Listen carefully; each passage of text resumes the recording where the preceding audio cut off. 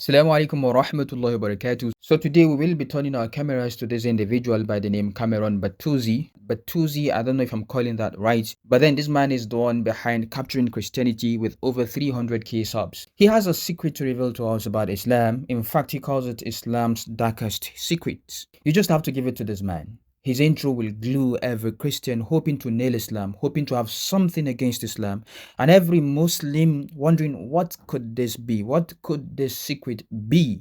Subhanallah. Muhammad hijab serving as the opening, the instrument used, the tensions created, and the longing to hear what is to come next. Take a listen. So if you're a Christian listening to this and you realize now that the Trinity is false, it's defunct, it's a rationally incoherent doctrine, and you want the pure monotheism, the one God to worship without this complication, this Father, Son, or Holy Spirit, incarnation, this, that, the other, then it's Islam that you have to start looking into with sincerity. If you are sincere, the whole problem is solved.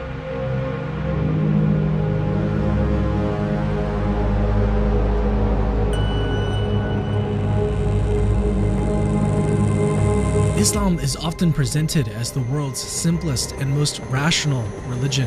Its defenders, like Muhammad hijab, love to invite Christians and others to abandon their so-called contradictory beliefs and embrace Islam's supposed clarity. But what if I told you there's a dark secret lurking beneath these claims of simplicity? A secret so unsettling, so deeply buried, that Muslim apologists like hijab will never bring it up. Buried deep in Islamic history and even Wow, subhanallah. Did he just say buried deep in the Islamic history? Man, look at the suspense this man is throwing his audience into. The eagerness of wanting to know. I can't wait to hear this dark secret myself. and even within the Quran itself is a mysterious story, a story of three pagan deities, a prophet, and a shocking revelation that was once part of Orthodox Islam, but has since been swept under the rug. What is this man saying? Is this the dark Islamic secret? Ya Allah. The story of three pagan deities that was once part of Orthodox Islam, but is since swept under the rug. Please, who swept it under the rug? Subhanallah. Does this dude even know what Orthodox Islam is? How can a well-known fabrication with no credible chain of narration down to the Prophet ﷺ or any eyewitness be part of Orthodox Islam? I really hope this dude will give evidence for his bogus claim.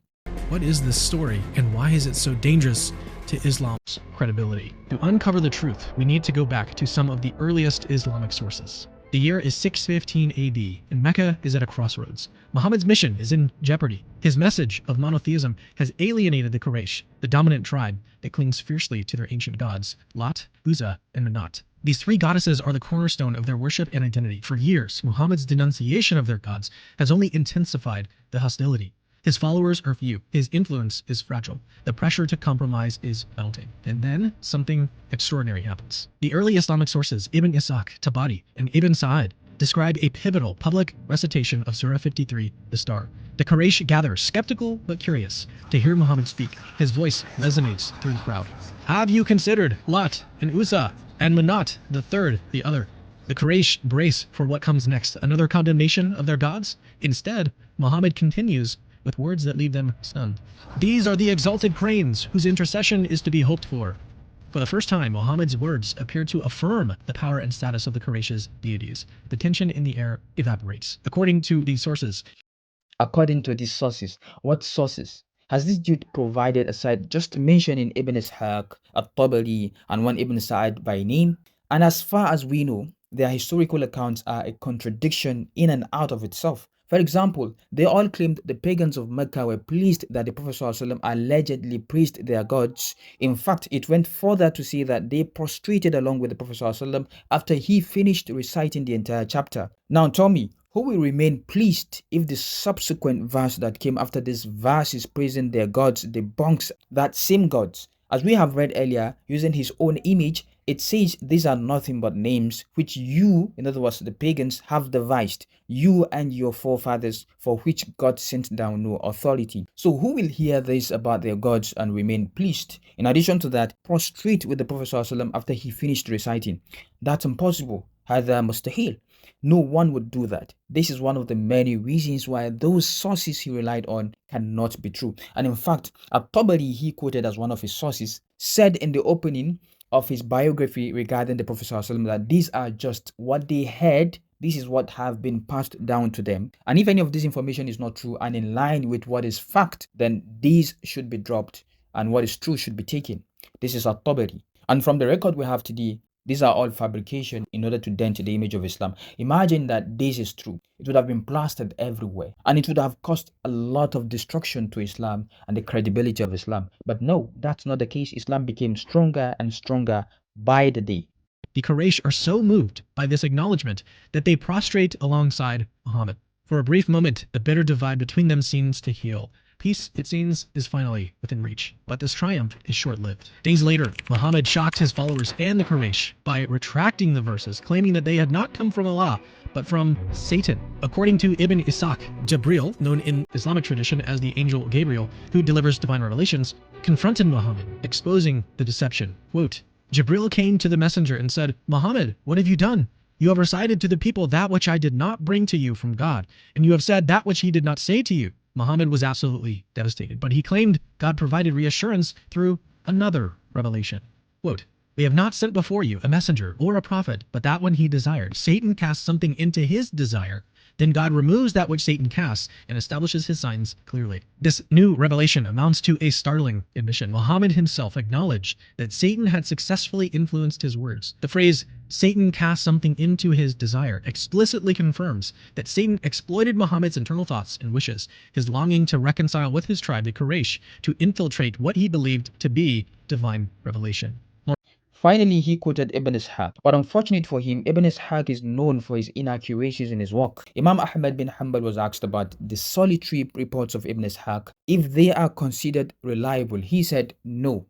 Even those who were contemporaneous with Ibn Ishaq have issues with him. The likes of Imam Malik and Nasa'i and Yahya bin Kahtan did not view Ibn Ishaq as a reliable or authoritative source of hadith. Remember, these are just hearsays from what people say or from what they hear people regurgitate. Having said that, Cameron made a claim that the Prophet ﷺ was approached by Jibril after this alleged incident while quoting Ibn Ishaq that Jibril said to Muhammad, what have you done? You have recited to the people that which I have not bring to you from God. Cameron further said Muhammad was absolutely devastated by this information, but he, Muhammad ﷺ, claimed God provided reassurance through another revelation while quoting Quran 22 verse 52, and we have not sent before you a messenger or a prophet except but that when he desired, Satan cast something into his desire, then God removes that which Satan cast and establishes his signs clearly. Cameron then said, moreover, the verse suggests that this wasn't unique to Muhammad, but had occurred with previous prophets as well. While framed as a reassurance, it inadvertently raises a very troubling question.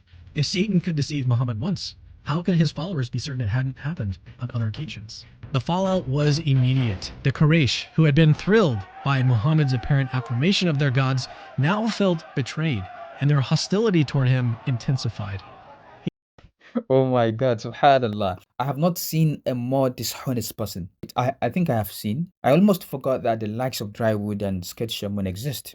Anyways, here is how we expose this dude. First, the alleged verses praising Lat, Uzza, and Manat were revealed roughly around the 5th year of the prophetic call, that is 8 years before the prophet migrated from Mecca to Medina. Secondly, Cameron claimed that days later, Muhammad retracted his words that they are from Satan because according to Ibn Ishaq, Angel Jibril confronted the Prophet ﷺ regarding the satanic verses. Satan made him recite, which rendered Muhammad completely devastated. However, the Prophet was reassured by another revelation, which is Quran 22 verse 52. And according to Cameron, the Quraysh who were thrilled by Muhammad's affirmation of their gods now felt betrayed and the hostility towards him intensified. This will completely make sense if and only if this were the case, and that this happened within days of the alleged incident, as claimed by Cameron. But unfortunate for him and his likes, since they are now reminded, Quran 22 verse 52 wasn't revealed while the Prophet ﷺ was still in Mecca. It was revealed in the first year after the Prophet's migration from Mecca to Medina. Remember, they said satanic verses or the verses praising the gods of the Quraysh was revealed 5 years after the prophetic call. Remember this. But this Quranic verse 22 verse 52 was revealed in the first year after the Prophet ﷺ migrated from Mecca to Medina, which makes it around 7 to 9 years after the alleged incident. It completely makes no sense, again, that Allah would wait this long to correct the Prophet ﷺ and reassure him. Remember, the Prophet ﷺ migrated because of the same hostility and persecution of his followers. So Cameron should explain to us how the Prophet ﷺ could have faced such hostility despite siding with them and praising their gods while still in Mecca. Such hostility that made him migrate to another land. So we wait. And to the rest of you guys, I remain Abdul. Catch you in the next one.